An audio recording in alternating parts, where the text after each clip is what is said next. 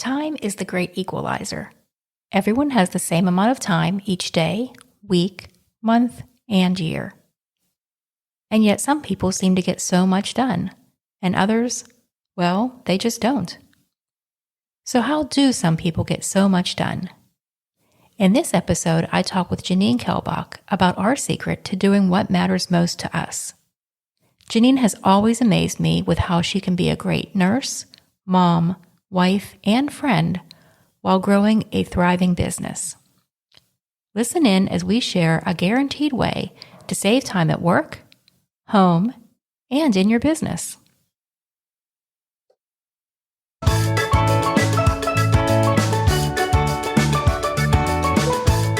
Welcome to the Stay at Home Nurse Podcast.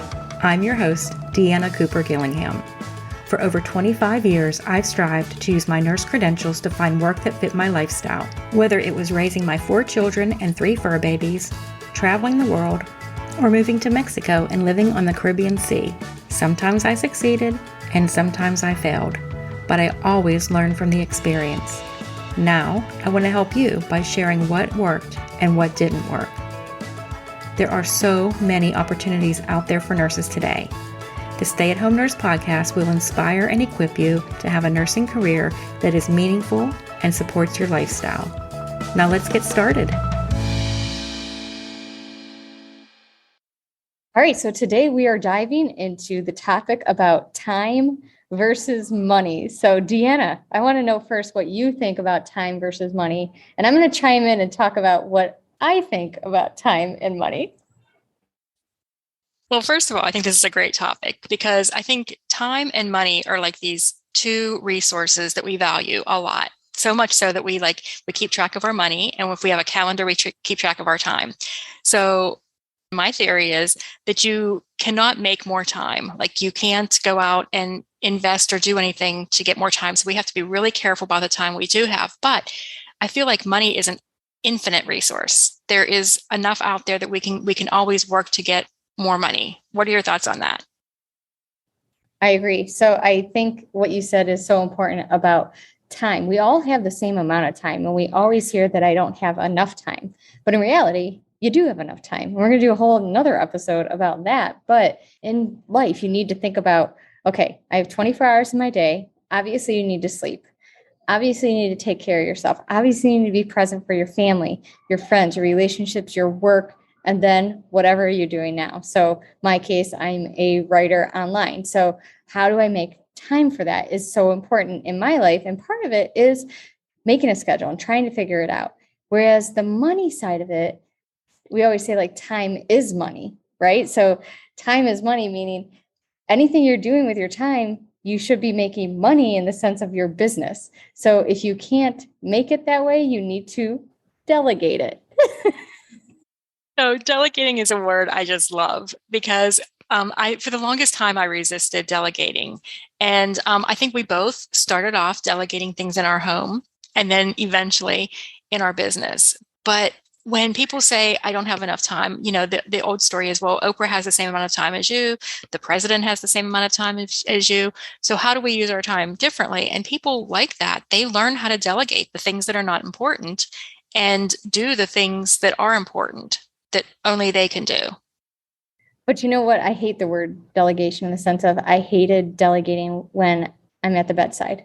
Like I hate being the person to delegate to the aide or delegate to a housekeeper because I know I can do it. But again, just like business, your life at work is the same thing. You only have 12 hours in a shift. You have to get your patient care done, your charting done, and all these other things. So you have to delegate in a sense to get your stuff done. And you have to kind of transition that into online business as well. If you don't delegate it, you can't get everything done. There's just not enough time in our day. Right. And that goes back to the whole time versus money thing. So if time is a finite resource that there's only so much of, and it's the great equalizer because we all have the same amount of it, it's how we use our time, how we decide to use our time individually that makes us different from somebody else. And then there's the thought of like, can you buy time? By actually paying somebody to do something, you're buying time. Thoughts? Essentially, yes. Think about I like how you said, like, we both started off with delegating in our homes because it's easier to think about. It's something we've been doing for years and years and years, where you're running your household, you're feeding your kids, you're feeding your family, you're making meals, you're grocery shopping, you're cleaning, all the things. But think about how much time that takes in your day. And an easy way to do that is to write down how long it takes you each day to do that. And you can do that over a week period of time. You call that a time audit and see, where is your time going? And you'd be surprised if you hire out a housekeeper for, 5 hours a week, how much time you're going to get back. And what really surprised me, and with housekeeping or anything that I've delegated, is normally the person I'm delegating it to can get it done much faster than I can. So like the first thing that I delegated was my lawn care. And so I was spending my lunches, I was working from home, and I would spend lunches to change my clothes, go downstairs, get the lawnmower out, start the lawnmower, mow the grass, get 30 minutes in because that's all I had time for, because then I had to go back in the house, change my clothes, get in the shower so I could get back to work. And when the guys came, so it would take me 3 days. Basically, it took 3 days of lunches for me just to mow my lawn. And then it needed done again the next week. But then when I started delegating it, the guys came by and within an hour they were done. Within less than an hour, they were done. And it looked better than it did when I did it. So just think about 3 days of lunches. So you lost 3 days essentially of working. And, we're not here to say like, do this so that you can work all the time. Sometimes it's get a housekeeper so you can just go be with your kids or go somewhere else or have a cup of coffee by yourself in the patio because your house is already clean. Things like that. It's almost just, it's not selfish to have self-care or family time or whatever. And it's also not selfish to hire someone, because what I have learned in delegating, especially in my house and my business actually, is you're helping someone else. Someone else needs that job. Absolutely. And I think that's one of the things that we forget, because we, even going back to the housekeeper at the hospital, if we did everything, they wouldn't need that job. And then they would be fired because they're like, well, the nurses do all the housekeeping. We don't really need a housekeeper. And the nurses don't need the aides because they're not using them. So, and then in our own homes, we're giving somebody a livelihood. This is something that they're good at so that we can do what we're good at. And I don't really care if I'm really good at cleaning the house. I don't need to be good at that, but I'm glad that there are other people that are good at it and like it and are willing to do it for me. But I kind of think I'm pretty good at it. So why don't I just keep doing it? Well, it's because I shouldn't be doing it. If there's somebody else who's very capable of doing it and I can get time back for my business, and that's what this whole podcast is about, is growing your business. Well, you need to grow it by delegating. And that's what we're here to tell you to do today, is to start the delegation process. And then once you get your business, like for those that maybe already have a business and are doing this, there's this, I call it the messy middle, where you're doing everything yourself and there just doesn't seem to be enough time. And you're like, why did I start this business? Because I have no time. All I'm doing is working in the business. And that's because you're not delegating. And at first, maybe you can't because you're just trying to get money.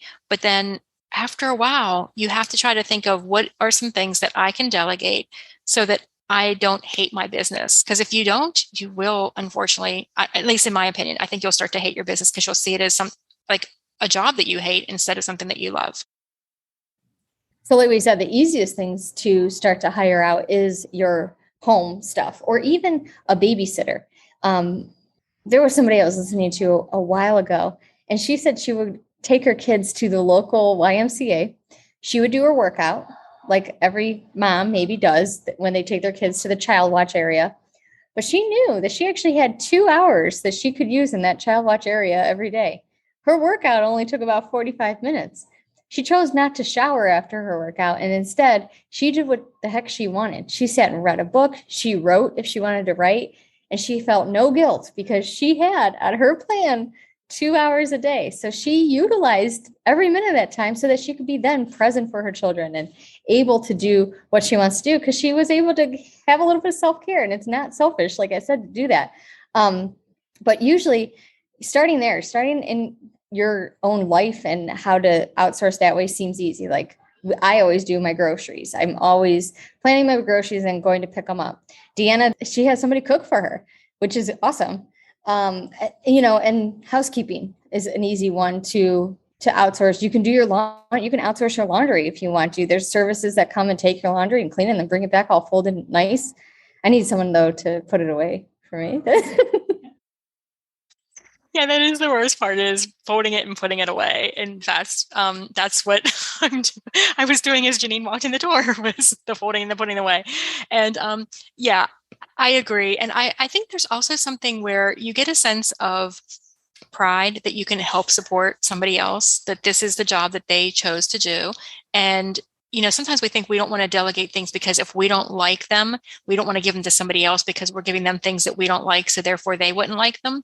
But that's usually not the case, whether it's in your home or your business. This is something that these people have said that they can do and they can make money doing and they want to do. And even if it's even moving that to your business, sometimes like the things that you hate in your business, like going through emails or something, there's some people who love organizing the emails and sending them out and writing them and doing all that for you. And it's not a bad thing to delegate the things you don't like. In fact, if you delegate the things you don't like, you'll have more energy in your day to do the things that you actually do like, instead of looking at that list and seeing that thing that you hate on there. Thoughts? Okay, so I'm going to point that back at you and say, so in your business, what was the first thing you delegated?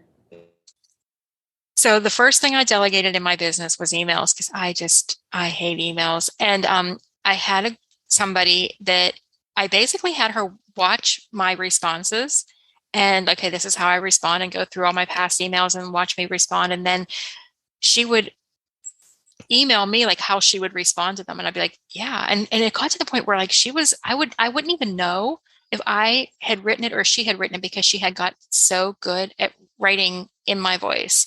Not to say that if somebody emails me that I don't write, because sometimes it is me, but it doesn't always have to be. When it's the same thing that somebody asks over and over and over again, and you have a canned response that you give over and over and over again, it doesn't need to be you doing it. Well, and I think the way your business is set up, that makes a lot of sense. But in my business, I wasn't getting a lot of emails from the start of my business. So when people would say, oh, just delegate your email, I'm like, for what? There's 4 emails. Like, why would I do that? So the first thing I did was my social media. I felt like I needed to get out there to the world, tell people what I was doing, because it was before I had a course. So I was just a freelance writer. So that for me was my first thing that I delegated. Now, sometimes I think so many people are like, okay, well, what do I delegate? What can I delegate? And I think, what are your tips on that, Dana? So when I was trying to decide what to delegate, a couple of things I did was just like write down. Well, I started noticing, what did I not like doing? Like, what was it that I felt I always put to the end of the day? It would get backed up, and then it was a mess. And that was my emails. I felt that it was emails for me. I felt like it was a good way for somebody to learn the business, because they were going to be seeing what was coming in and how I was responding and what was going out. So it was a good way for somebody who had no idea what I was doing to kind of learn the ropes. But for other people, I think it's basically looking at what you can give somebody else that they might be actually better at doing than you are doing, that they can do just as good, if not better. Like, there's some things that you can't delegate because it's part of your business, and it's like who you are, like being the decision maker in your business. You should be the decision maker in your business, and you shouldn't be delegating that out. But yeah, I think it's just kind of going through and saying, what can I give somebody else that's going to make it easier for me to do what I have to do? Well, how do you decide? I notice that for the writers, it's always like stuff that they don't know how to do, or spending too much time learning how to do. So as a writer, I know how to write, so I'm going to focus on that. I'm learning how to find clients, so I'm going to focus on that. If you don't know web design and you've never built a website, don't go learn how to build a website. It's not the time to do that. That could be something to delegate out, for example. I think a lot of times too, a lot of research is done when we write, that you can delegate somebody to do some research for you, to find, 5 articles in the last 5 years on whatever topic. I think is something that people can delegate. Yeah, I really like that research part, because sometimes people who write don't necessarily enjoy the research, and some people enjoy the research, but they don't like the writing. So this way, everybody's happy. And one of the things that's really interesting about your business, which I think is just genius, and what I've noticed, and I want to hear what you think about this, but what I've noticed is most people who are writers, who are healthcare writers, they don't like going and getting the clients. They don't like having to pitch themselves. They don't like having to put themselves out there and reach out to all these potential clients and do all of that. So it's something that you're actually pretty good at. And so kind of clue us in on that. So yeah, that's like the marketing side of things, right? So I enjoy the marketing. Do I really like pitching? Not really. I don't know if there's anybody who really likes pitching all the time because it's a lot of the redundant repeating things, but you know what? There's someone out there that does. So there could be somebody you can delegate to send emails to maybe a list of people that you've come up with. That could be a way to do it. But I think, yeah, when I jump on a call with them, though, that's another thing a lot of people are scared to do. They don't like it. I love it. I used to hate it, but I love it now. Like I love jumping on the call and feeling confident that I can give them the results that they need in their writing projects or work, whatever they need done. Used to not like it though. Used to scare the crap out of me. So basically, you've provided a way for people who like to write, but don't like to do the other stuff to still be able to do what they like and not have to do the time consuming things that they don't want to do to get land the writing jobs. Is that right? Yeah. So in my business, we have the job board where all the jobs go. But if you buy the course and you're part of the membership, I am always reaching out to members specifically to say like, hey, Amanda, I know you're a travel nurse. There's like 3 travel companies that are in the agency right now, and I'm going to need a lot of travel articles. Are you willing to write them? Instead of putting a call out to all travel nurses in our database. And Amanda's like, heck yeah, I'll do it. I didn't have to do anything for that client. So that's where the payoff comes of being a member or, having relationships and being part of our community. And why not? Why not get free work? Now, if somebody else really liked to go out and do that part, then they would maybe just take your course and then learn to do it themselves and not even have to be part of the membership. But what's great is for the people, there are so many people who like, I want to have a business, I want to do the healthcare writing, but that's the part that they get stuck with. So it's great that you have this opportunity for them. Well, and then the other side of it is I always say like, you don't join the membership to get clients. You join the membership to go get your own clients. And then surprise, Janine jumps in your inbox one day and is like, hey, I got this extra client. I need some help. Or you just need that little bit of PRN money is what I call it. And you jump on the job board and you're like, oh, I want to write that. I don't feel like pitching anybody right now. So I'll just do this. Or, just want to top out my month with this income and I'll write this one. So it's a cool way that we've just kind of come up with. There was no path for that. Just happened. And just kind of like how this podcast is like turned a little bit, but it goes back to the time and money. So for writers, it's a lot of time. It's a lot of time to go out and find those clients and time that you're not writing. And if you're only getting paid as a writer when you write, you're not getting paid. You're not working for the boss anymore who says when you're going out and getting those clients, no matter what you're doing, you're getting paid hourly. So this is a way that you actually, circling back around, that you can save time. Yeah, essentially. Yeah. And it's also like, hey, I know in 6 months, I'm going to need this extra cash. I need to really start pitching a lot of clients right now because Christmas is coming, or we want to go on this vacation to Mexico or whatever. And know that when you start pitching, things are going to pay off. But maybe you're like, and I don't have time to pitch. I don't have time to pitch. Well, you do have time to come up with a lead list, or you can also delegate somebody to prospect for clients for you.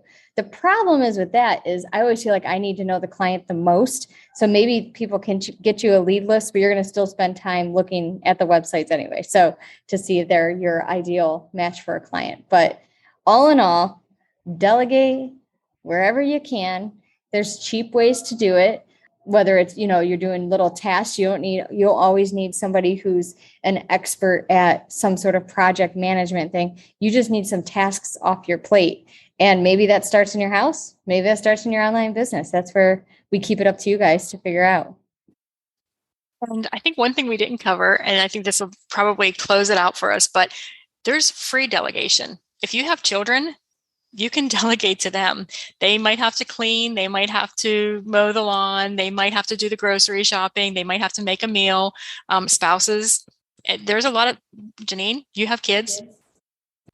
Oh yes, and they have been delegated to many of time in my business and outside my business. They've helped in both, because I always say to the people in my community, that whole work-life balance, I don't like that slash. I like that it's one life. And if my family thought my business was totally separate from them, then they wouldn't embrace it as part of our life. And my business is absolutely part of our family life. And that's, if the kids are involved in it, that's how they know they're part of the business, part of my life, part of our household. Just like cleaning the dishes, you can also, design a graphic for me or whatever that might look like. Okay, so I actually think that may be a topic for a future podcast episode. Actually, I kind of like that topic of work-life balance, and is there a balance? And when you're an entrepreneur, how those lines get blurred, and should they be blurred? Because that's a really great topic. But today, that's not what we're talking about. So I think we're good. We're good? Yeah, let's do some action steps. So from here, I want you guys to do a time audit on yourself. Figure out this next week what you're doing hour to hour. I know it's going to be annoying but do it. It's worth it just to see where your time is going. The second thing I want you to do is then look at that time and see what you hate. Right? Is that a good beginning there, Dan?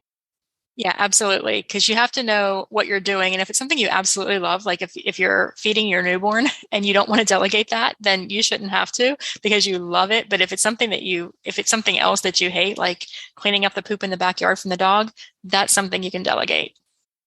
I just feel like there's more and more things to delegate the more we think about it. Like, I didn't even think about the poop in the backyard, but with 2 Great Danes, there was a lot of poop in the backyard.